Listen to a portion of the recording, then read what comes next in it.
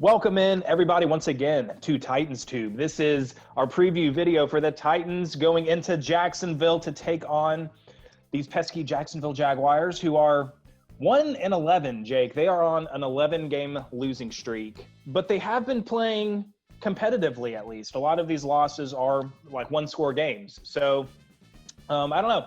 Yeah, what's up, Jake? How you doing? How you feeling? Are you ready? I'm so ready to move on from this Browns game. I need to feel the taste of victory again. We've got to have another W here. Don't we all, as Titans fans, need to get that bad taste of Cleveland out of our mouth? But you know, I as much as I don't want to be a nervous Titans fan, we might lose to these 1-11 Jags. I kind of am a little nervous, Justin.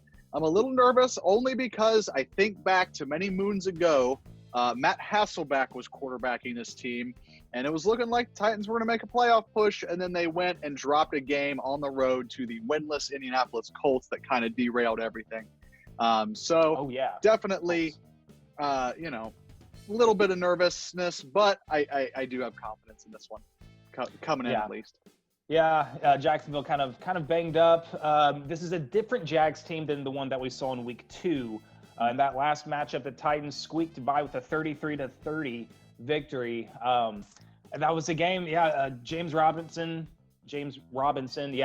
ran all over us, and he's been doing that to every team this year. I mean, he's third in the league in rushing, so he's proven to be a very dangerous weapon for him.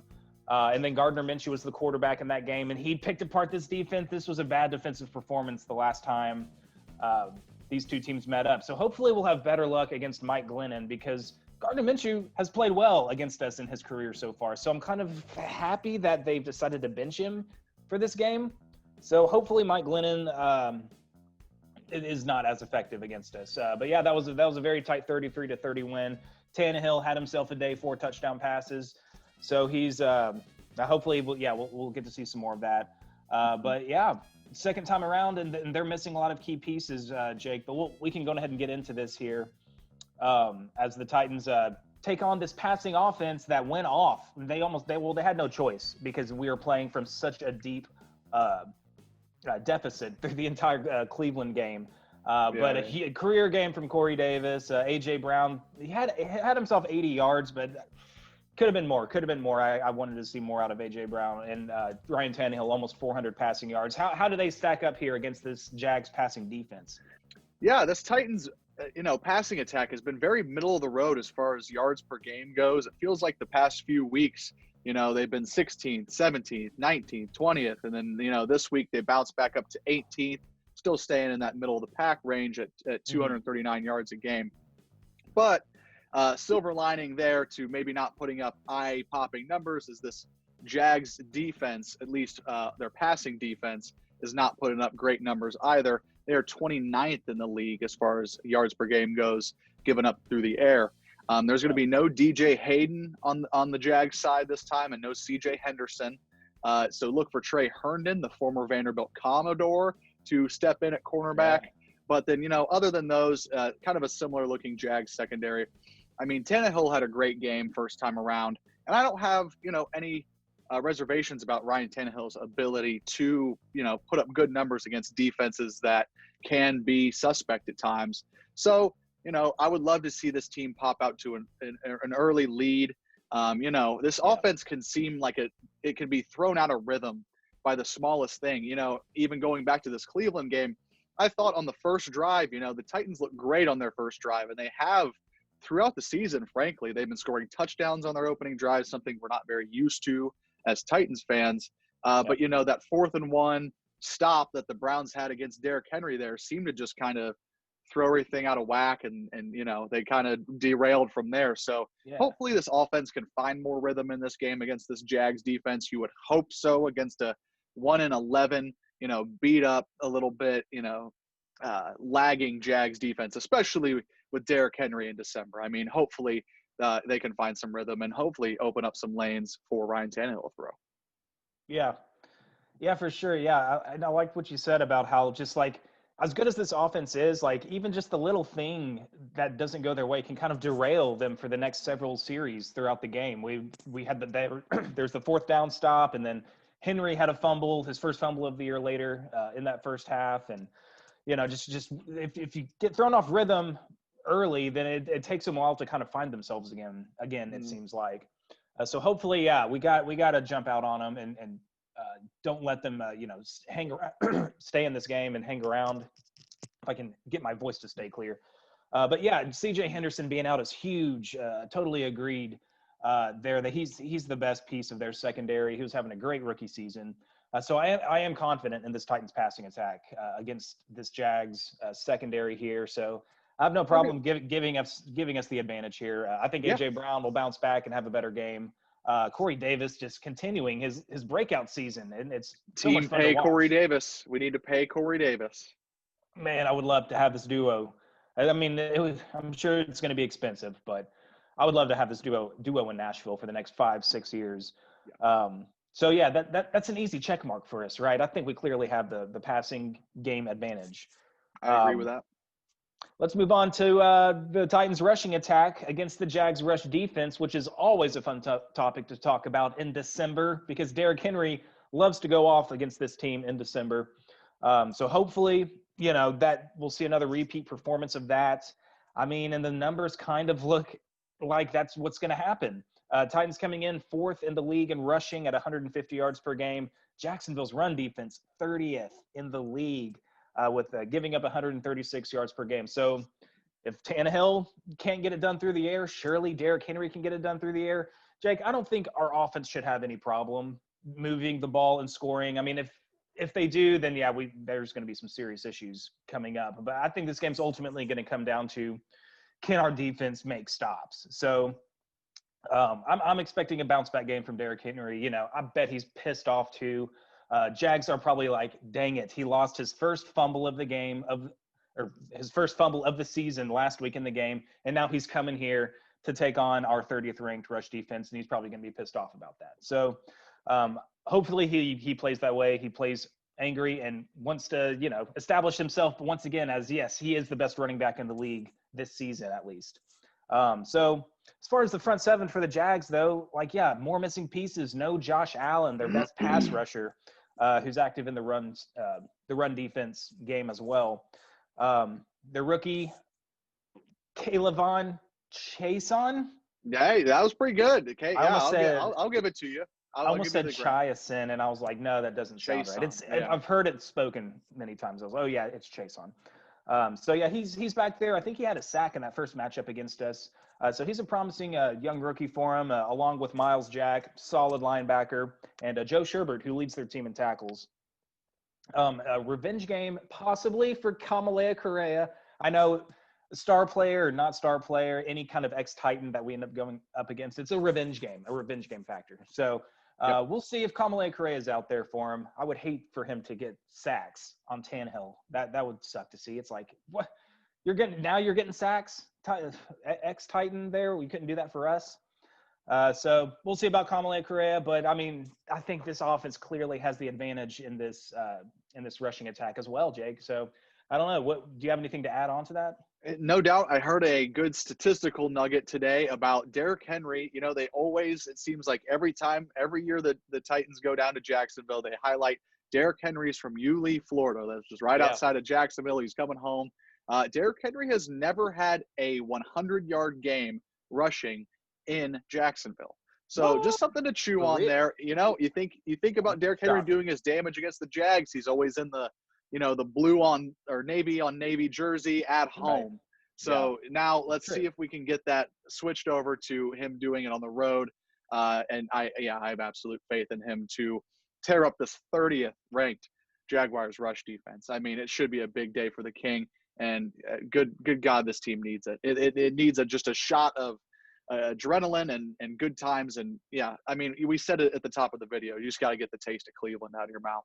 Yeah. And I mean, the game in Cleveland ended okay. I mean, we had the momentum, I guess. I mean, of course, Cleveland was just trying to run out the clock at that point, but they only had 3 points in the second half, and the Titans scored 28 points in the second half. So hopefully that rhythm can kind of be carried in to this Jacksonville game with this offense, and hopefully start faster than what they did against Cleveland. All right. So next up, Jake, we've got the Jags pass offense versus our dreadful pass defense. Will we make Mike Glennon into an all-pro player? They have that capability, I think. Oh man, oh man. This Titans pass defense limps into this game, especially after, last week I talked a whole bunch of smack on Baker in the preview video, and he has Yeah. a career day. Just an absolute bad look for me. Just So you I'm not got to going to talk. I'm not talking any Yeah. crap on Mike Glennon in this video whatsoever. Future Hall of Famer. Yeah, Give him future his Hall of props. Famer after this game. He's going to be statistically, one of the best quarterbacks this year, probably after this game. This Titans pass defense limps in at 28th overall, with 274 yards per game given up. It felt like there for a second with Desmond King that they were maybe turning a corner, but not so much. Really fell back to earth against the Browns last week, obviously. Yeah. In this Jacksonville passing offense, they have weapons, Justin. They They have come more in, weapons than Cleveland's pass catchers, I think, especially at receiver.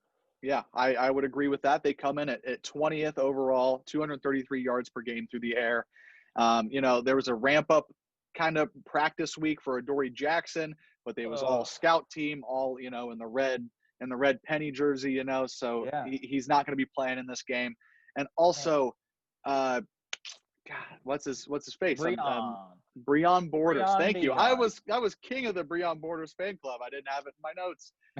Breon Borders is also out for this game. Who's going to play corner, Justin? You're looking at Ty Smith coming in to maybe start opposite Malcolm Butler. Chris Jackson might play on the outside. He's coming back, but he's a 7th-round rookie, man. I don't know if you really hang your hat on him playing opposite. And hopefully Desmond King can pick up some slack. Hopefully Malcolm Butler can continue his solid play. But boy, oh boy, I just have a feeling Mike Glennon's going to look like a Hall of Famer out there, especially if this pass rush just doesn't show up again. I mean, it's nowhere to be found at this point. So we very well could. And the weapons we alluded to, DJ Chark, Laviska Shenault has had a quietly good year. Keelan Cole, James Robinson has 42 receptions out of the backfield this year. Wow. That's more than some Titans. That's more than Adam Humphries probably has on the year. Yeah. But I hope that this secondary can put it together for another week until we get Adoree Jackson back. I mean, who knows when he comes back? Will he come back? Will he come back? So we'll see. It's just kind of, limp into the barn as far as getting to the playoffs and hopefully getting Adoree back. But go ahead, Justin. I was just going to say, you got to think this team does believe he's going to be back at some point because, I mean, we're 4 games left into the season, or 4 games left of the season, and he's not been put on IR again. He's been practicing, but then he's been ruled out. Then he comes back and he practices, and then he gets ruled out. So you got to think, they're pretty confident that we will see him this year. Surely the Colts. Why is my mind on the Colts? My brain rent is free. poisoned. They live rent free in your head, man. They still live rent free in here. God, I hate the Colts. Anyway, the Titans have got to be thinking we got to get we are going to get Adoree Jackson back. It's just when is he going to suit up the last game of the season? Are we not going to see him until the playoffs? But that just tells me they're confident that he's going to get his knee right eventually before the year, or else he would have gone on IR. So very weird. Godspeed, Chris Jackson and Ty Smith and Chris Milton, maybe. Yeah, Chris Milton, I think, is next up too. But he's a great gunner on special teams. I'll give him that. But I don't know about him guarding DJ Chark or Keelan Cole or anything like that. I mean, I gotta say this is definitely the weakness for the Titans team going into this game. I would give them the advantage here. Yeah, I mean that's going to be key here. How are we going to slow down Keelan Cole, DJ Chark, and Laviska Shenault? Maybe Tyler Eifert as well. I think he's questionable coming into this game. But, and even James Robinson out of the backfield can do damage through the air. So I think, this pass defense has got to show up to play. But, I would give the edge to the Jags here in this category. I would agree with that. Yeah, what Titans fan is going to trust this secondary, especially with no Adoree and no, Breon Borders to even start opposite Malcolm Butler. So now this depth has just gotten all out of whack. So we'll see how it goes. Yeah. But I'm with you. Give the advantage to the Jags. A huge key is going to be, the pass rush. We didn't get a sack. No surprise there last week against Baker. We're going to have to get in Glennon's face to help out this secondary for sure. So, gonna have to find a way to get pressure. But yeah, let's go ahead and move on to the Jags rushing offense versus the Titans run defense. Middle of the pack again in terms of rush defense, 16th in the league, giving up 115 yards per game. Chubb did his damage, but he didn't rack up a bunch of yards. But I think the Browns did everything through the air. They didn't even really need Chubb in that game. I forgot exactly what Chubb's stat line was, but some of Chubb's biggest plays last week came off, slip screens and kind of, yeah. maybe a toss play or two. That is a run play, but he did catch a big long screen pass, maybe even two last week. So yeah, that's right. Yeah, he did. He hurt us in the air, through the air as well. But Jags coming into this game at 22nd overall in rushing yards per game, but it's kind of deceiving because James Robinson is the workhorse. So they're 22nd in the league as a team, but James Robinson is third in the NFL individually in rushing. So he's getting the ball a whole lot. Actually, I looked at the stats. The next closest running back in terms of carries is Chris Thompson, and I think he has seven carries is the number 2 running back on the team in rushing attempts. So they're not giving the ball to anybody but James Robinson. So that's going to be a key for our defense is to slow this guy down. And we got some help because the Jags lost their starting center and Brandon Linder for this game. So, they're all also coming into this game without their starting left guard, Andrew Norwell. He went on IR a few weeks ago. So the interior of this line is pretty battered. This could be a big-time Jeffrey Simmons game to go up against a couple second stringers. I would love that. So, I think, if that can play into our favor, that'll be huge. But again, hopefully, more than anything, the losses on their offensive line helps this pass rush because I think that's where this game could be lost for the Titans is not being able to stop this passing attack with Mike Glennon as the quarterback. That's how bad our pass defense is. Anybody can suit up and have a game against this pass defense. But, I got to give respect to James Robinson. I think we could call this a push, maybe a slight edge to the Titans defense. I do like this matchup on paper because it's just about James Robinson. If we can hone in on him, we got nothing else to worry about from them running the ball. So I don't know. How do you feel about that? I'm going to also agree with it. Give it a push, especially in that interior part of the line. Jeff Simmons could be a huge wrecking ball, especially with their starting center out. You would hope that's the case, especially getting, you said push with pass rush. I know this is the rushing category, but definitely would help there.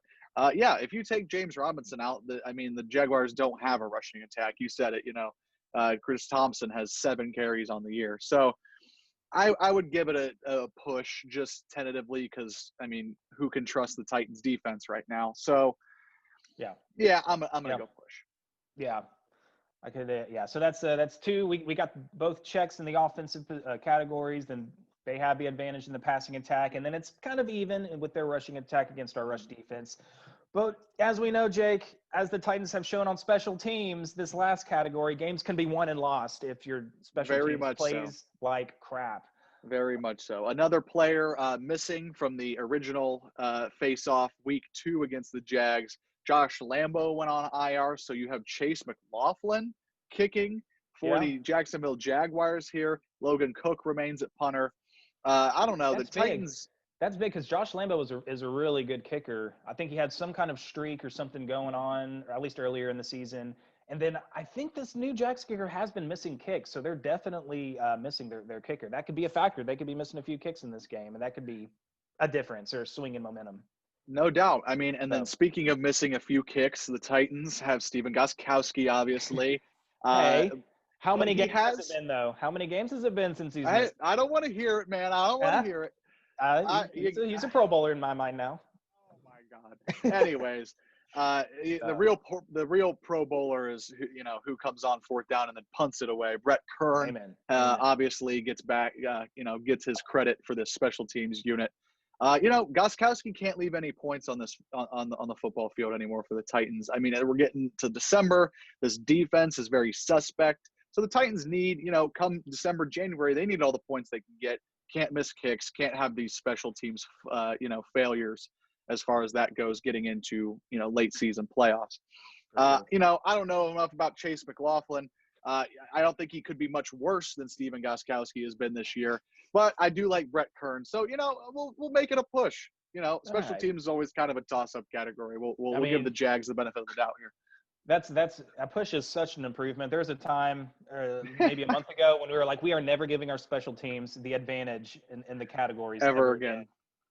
or at least for the rest of this year. But we've creeped back up into the to the push category. Yeah, Progress. I mean, hey, Gostowski won us the week 2 game. He had a few long kicks, I think, in that game. So maybe he might be good for a few long bombs in this I would game. love it. Would love But it. we'll Nothing see. under 40 yards, though. Nothing under 40, yeah. We need to commit a holding penalty or false start to get back into the 40-plus range. Yep. So, yeah, those are our comparisons here. Jake, what's going to be your key to this game? Do you have a final score prediction? Hoo-wee, man. What is the key to this game? It's going to be if the pass rush can get home. I think if the Titans sack Mike Glennon 2+ times, I think they win the game. We've seen this Titans pass rush go absolutely become non-existent in most games. If you give any NFL caliber quarterback the kind of time the Titans have been giving quarterbacks, they're all going to throw for 300 plus, maybe even 400 plus. I'm not saying Mike Glennon is going to throw for 400, but it's in the realm of possibility, Justin, with this Titans defense and what we watched last week. Yeah. So I'm not going to discredit any quarterback going up against our secondary anymore. I even went and got that Baker Mayfield highlight last week of him missing the wide open receiver, and I even edited it in and everything. So I definitely stuck my foot in the mouth there. Derrick Henry needs to have a big game. This offense cannot falter, cannot turn the ball over. Derrick Henry's first fumble of the year, obviously, came at a very bad time. The Browns, they blinked and it was 17-0. So take care of the ball. I mean, the Titans have been doing that all year. I have faith in them to do that. I don't think one bad game, last week is going to swing the turnover battle that much. It's just don't sleepwalk coming into this game. I mean, I know the Jags are 1-11, but we've seen teams like this play spoiler before.